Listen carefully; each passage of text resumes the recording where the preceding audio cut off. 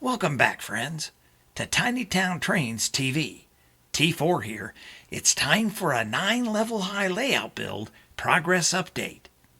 This week, we're cutting out the shelves to go on the level 9 shelf layout. Now, as you can see right here, I've got some large pieces. Now, this is actually level 8 and part of level 7 because I'm having to put in some of the level 7 shelves to support 8. And that all goes in the dormer unit, and then it goes out and up to level 9 from there. So as you can see, I've got these two little wings here that kind of curve. That's for level 8. Then this is actually the back of the dormer for level 7. It has to be done in several pieces because it's a little wider and a little longer than a 4x8 sheet is wide.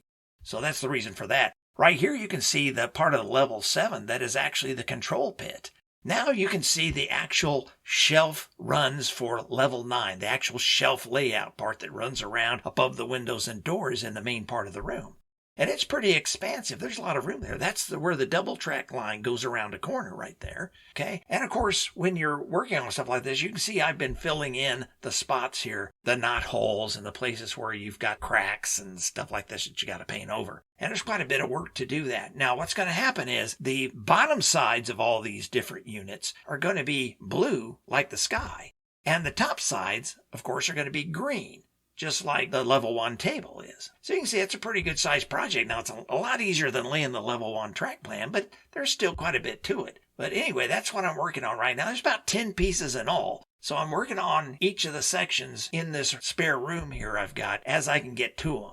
Now, I also want to talk to you about a new series I've got coming up. It's going to be part of the Rambler, and it's going to be about talking track. It's kind of a continuation of one we had a little bit earlier in the year. And it's going to be about making this tube track right here as good as it can be, the best it can be. It's going to involve track as scenery and making it look as prototypical as we can make it look, and also making it function as well as we can make it function. There's going to be a lot involved in that. One of the things is how to insulate the track. This little bag right here is just chock full of insulators, and I make these myself. Now, I don't know how much they cost you online, but it's a pretty penny. But I can guarantee you these insulators are better than the ones that come on the track. I don't care if it's Lionel tube track or Menards. I make these things for 10 for a penny. I mean, they're really cheap, but they're super good. And I'll show you how to make those in this series. And you don't have to have a big investment in equipment. And it's real simple. It's not complicated at all. So we're going to do that because what I'm going to do is show you how to use these, not just to insulate your track for like signal blocks and things like that, but how to make your track quieter and how to make it function just a whole lot better than you ever thought possible. Now, there's more to this series than that because I'm also going to show you how to make track ties. Now, these right here are 2 1/4 inches wide. They're 1/4 inch thick. And because they're like the tube track ties to match those, they're about a 1/2 inch wide.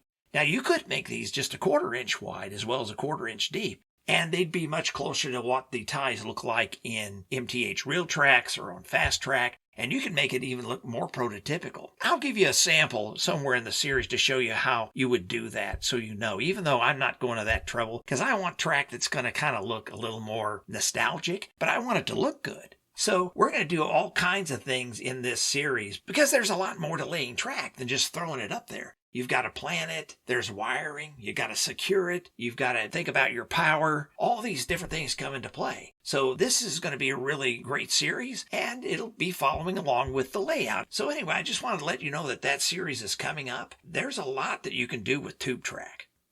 If you enjoyed this video, or you're just glad I finally ran out of wind, then like and subscribe, because nothing says you care quite like leaving your mark on just any old channel you happen to run across. Till next time, keep your train on the tracks, and I'll see you round the next bend. Take care now. T4 out.